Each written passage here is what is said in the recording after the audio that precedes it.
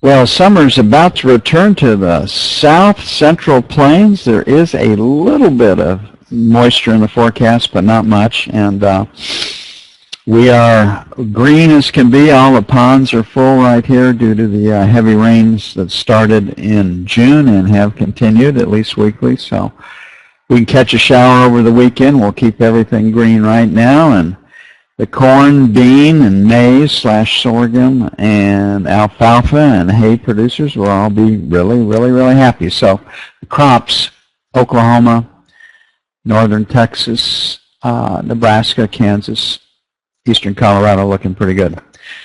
And that's why grain prices are down.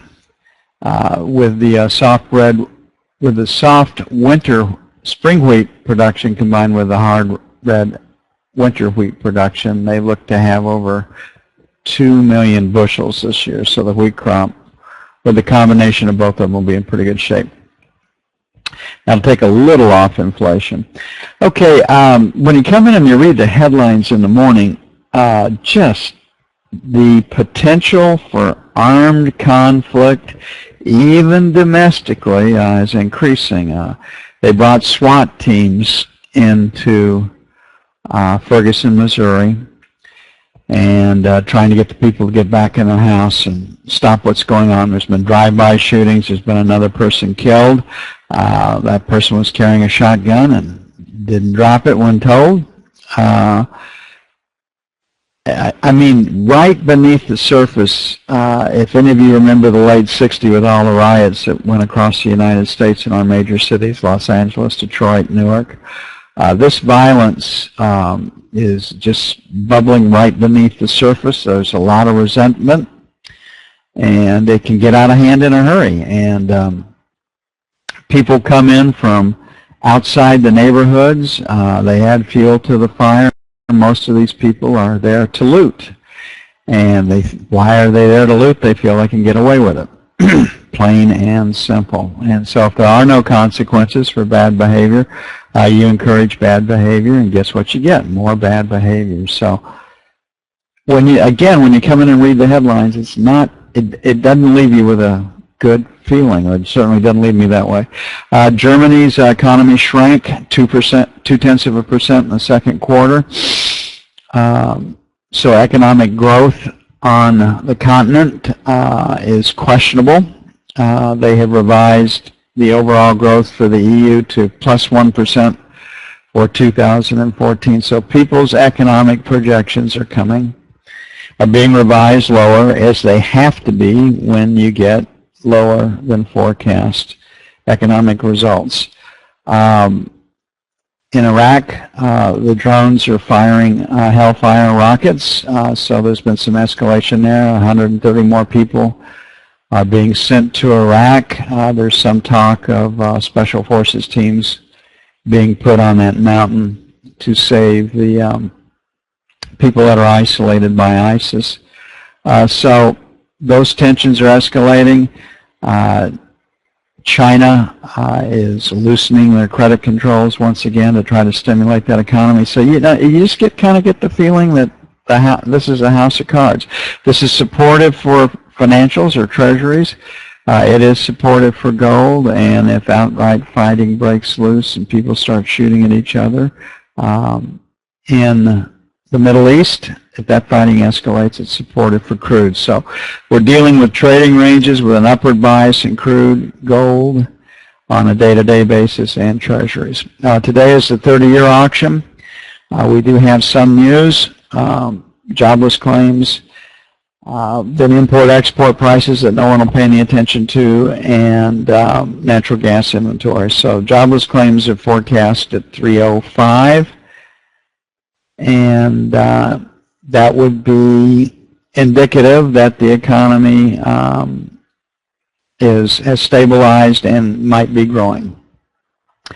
So where did the market stop? It stopped in this 10 to 12 area. And right now we're currently at 6. That was predictable. Yesterday the high was 7, so we had pretty good resistance at 8 to 12. We make it to 11. and then the market starts to come off from there. The high was set shortly after London Open, and we're drifting lower right now. So the E-mini stopped at 1949. If it trades higher, it will pressure us. We have the 30-year auction without much news today. So the direction of the E-mini will be important early in the session, but the 30-year auction will once again bring in support. Yesterday's auction took place at, I believe, 03, at 2603. We had good coverage, 2.83, which was really good for the 10-year. And so this auction looks to be a good one too. My guess is, looking at where we are, we'll probably auction this market in the 126.04 area, give or take a little bit. And that would give us 3 up auctions, which has been the pattern. So I think the easiest trade to see right now is selling failure to take out 11.12 with the second sell 15 to 19. I don't think we can get to the second area unless the bottom falls out of the S&P market.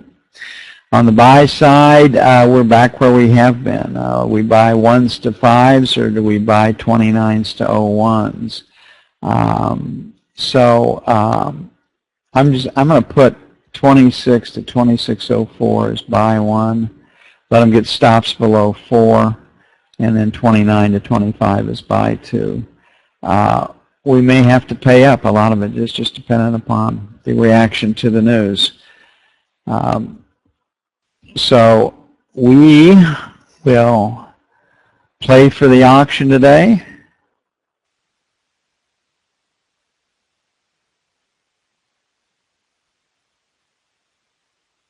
Being a good one. And we'll play for support basically against 126 even. Okay, the non-spread came in a little last night. Still pretty strong. It's north of 13.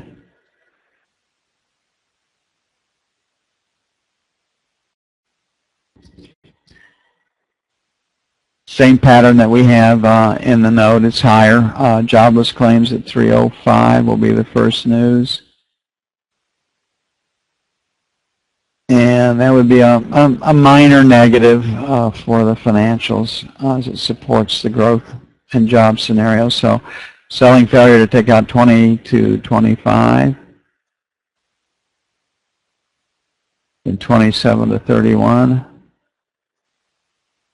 On the buy side, we're at 18. So is it 17 to 13 or 13 to 9?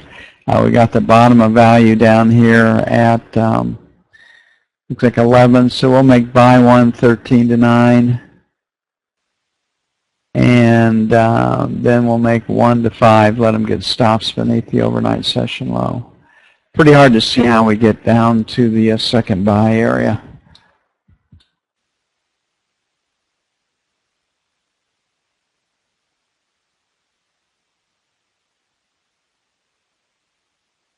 And if the jobless claims comes in like at 320, 325, we're going to wish we were long at 17 or so.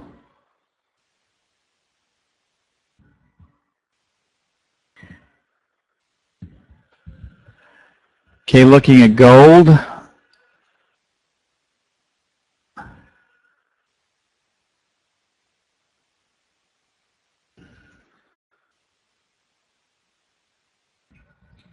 As per the last couple of days, we got a seller in the 20 area, and we had a buyer in the 5 to 7 area, and we're at 13.11. So the issue is, can we get below stops below 13.10? And I don't know. So we're going to try for a little lower. We'll make buy 1 5 to 7, buy 2 at 1300 plus or minus.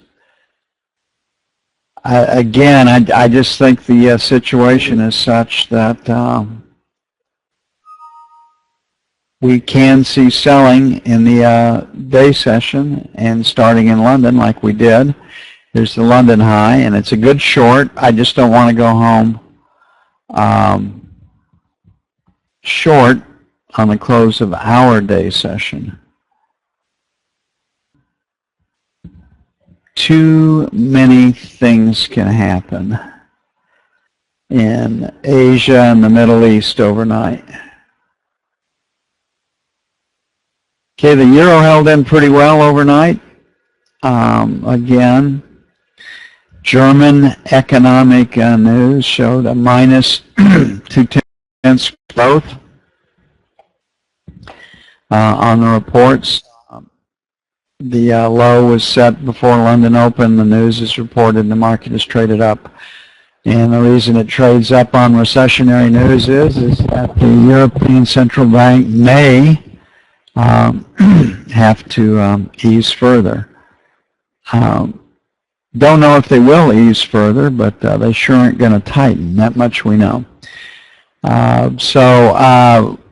Yesterday we left wanting to sell the 85 to 95 area, and we have a high just above that, so we caught that pretty well. And on the buy side, we had 40 to 50, and we didn't quite get into that. So I think that's probably, 50 is probably reasonable support, so 50 to 60. I really don't like the long side very much. 30 to 40, buy 2. But 76 will make 85 to 95, sell 1 like yesterday.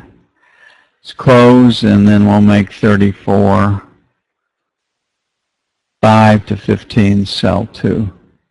And we're just going to lean against known support and resistance.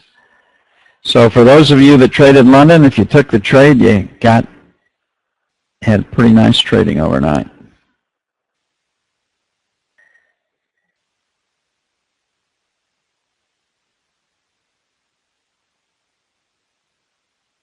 Okay, looking at crude oil.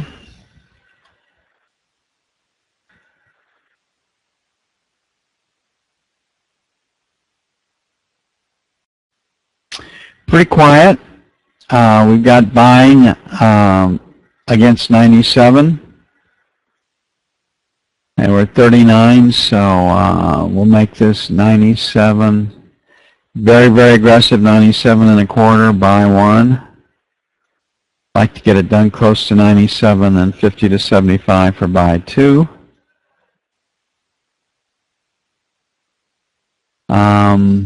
Got a P, we're pointed higher, so we'll make 75 to 98, sell 1.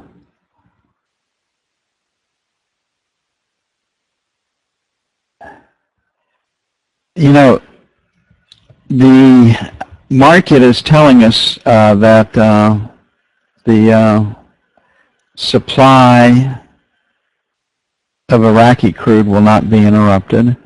And this ISIS group is pretty savvy. These people are shrewd. I mean, if I had to pick one word to describe the Middle Eastern mindset, it would be shrewd. And they know how to play, they know how to act in their own interests. And they stick to the script. Well, this ISIS group is stealing grain from Iraq, taking it back to Syria, the parts that they control, milling it, turning it into flour, and then bringing it back to Iraq to sell it. And I think that type of thinking and that type of action that's provable out there supports the idea that if they do capture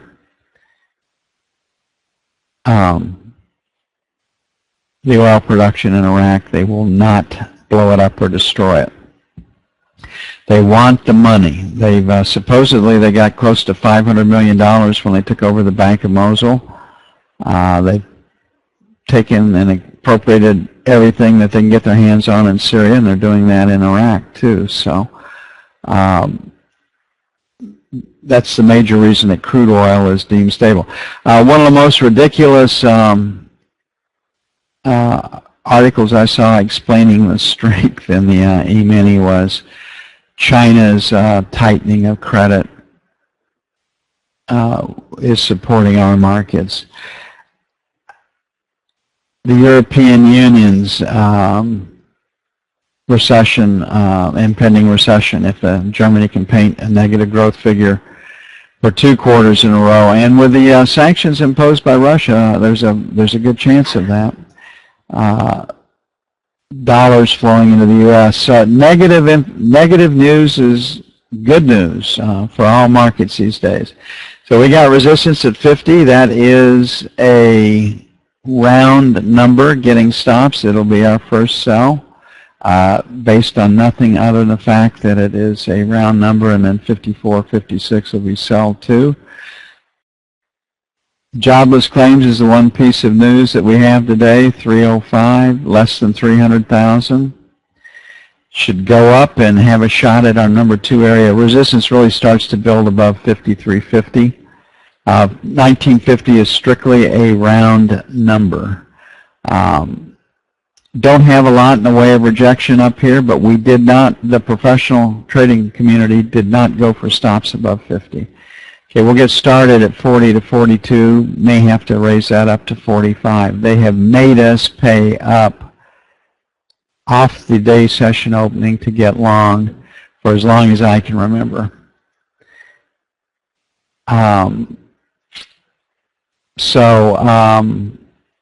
The market is pointed higher. If we take out 50, 50 becomes support and no longer resistance. I mean, no reason not to think that we can't make new contract highs. And as perverse as it seems, if you're a fundamentalist, bad news is really good news for the stock market. It means the Fed can't tighten. They have to keep a loose money policy. And if they don't do add funds directly to the market, they'll do it indirectly through repurchase agreements, etc. So, and nobody wants to make loans to anybody out there, so on a repo, they can take those funds and put them in the stock market. So bad news is good news for stock market players because of the action of the Fed. And so don't get hung up on the market can't go up on bad economic news. It can. And that's one, you got to trade what you see, not what you believe. And as uncomfortable as that seems at times. So I'm going to try to buy 40, 42s, but 45 may be the number. Just a lot of it depends on jobless claims. We'll make an adjustment after that. And 35 to 37 is a pretty comfortable buy. Okay, take at least 20 minutes to get everything up and moving. And get busy.